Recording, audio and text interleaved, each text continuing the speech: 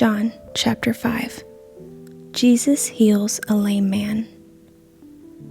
Afterward, Jesus returned to Jerusalem for one of the Jewish holy days. Inside the city, near the sheep gate, was the pool of Bethesda with 5 covered porches. Crowds of sick people, blind, lame, or paralyzed, lay on the porches. One of the men lying there had been sick for 38 years. When Jesus saw him and knew he had been ill for a long time, he asked him, "Would you like to get well?"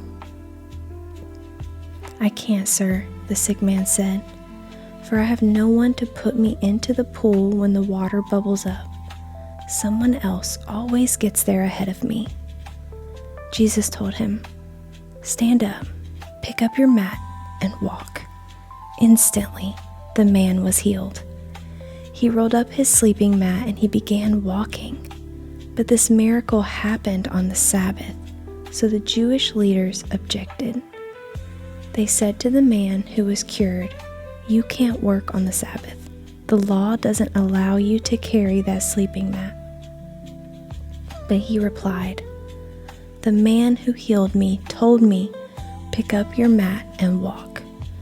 "Who said such a thing as that?" they demanded. The man didn't know, for Jesus had disappeared into the crowd. But afterward, Jesus found him in the temple and told him, "Now you are well, so stop sinning, or something even worse may happen to you." Then the man went and told the Jewish leaders that it was Jesus who had healed him. Jesus claims to be the Son of God. So the Jewish leaders began harassing Jesus for breaking the Sabbath rules. But Jesus replied, "My Father is always working, and so am I." So the Jewish leaders tried all the harder to find a way to kill him. For he not only broke the Sabbath, he called God his Father, thereby making himself equal with God. So Jesus explained, "I tell you the truth, the Son can do nothing by himself. He does only what he sees the Father doing. Whatever the Father does, the Son also does. For the Father loves the Son and shows him everything he is doing. In fact, the Father will show him how to do even greater works than healing this man.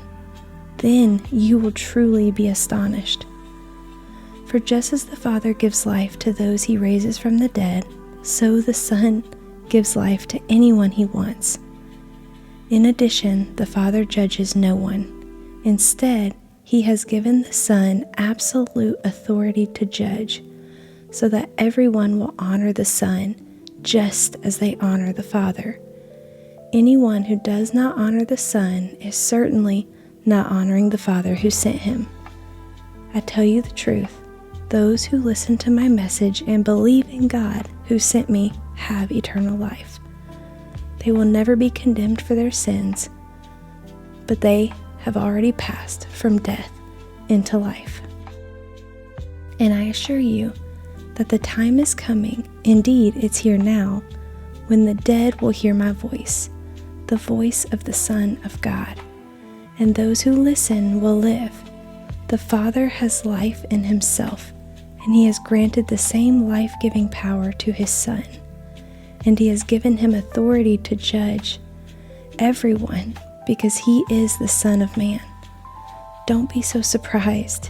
Indeed, the time is coming when all the dead in their graves will hear the voice of God's Son, and they will rise again. Those who have done good will rise to experience eternal life, and those who have continued in evil will rise to experience judgment. I can do nothing on my own. I judge as God tells me. Therefore, my judgment is just, because I carry out the will of the one who sent me, not my own will." Witnesses to Jesus. If I were to testify on my own behalf, my testimony would not be valid. But someone else is also testifying about me, and I assure you that everything he says about me is true. In fact, you sent investigators to listen to John the Baptist, and his testimony about me was true. Of course, I have no need of human witnesses, but I say these things so that you might be saved. John was like a burning and shining lamp, and you were excited for a while about his message.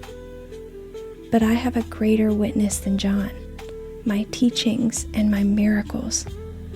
The Father gave me these works to accomplish, and they prove that he sent me. And the Father who sent me has testified about me himself.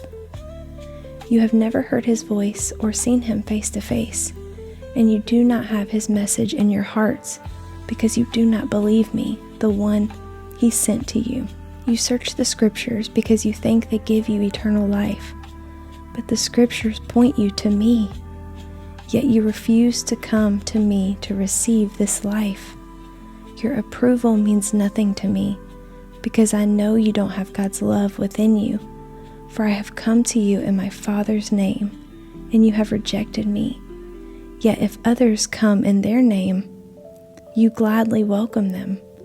No wonder you can't believe, for you gladly honor each other, but you don't care about the honor that comes from the one who alone is God. Yet it isn't I who will accuse you before the Father. Moses will accuse you. Yes, Moses, in whom you put your hopes.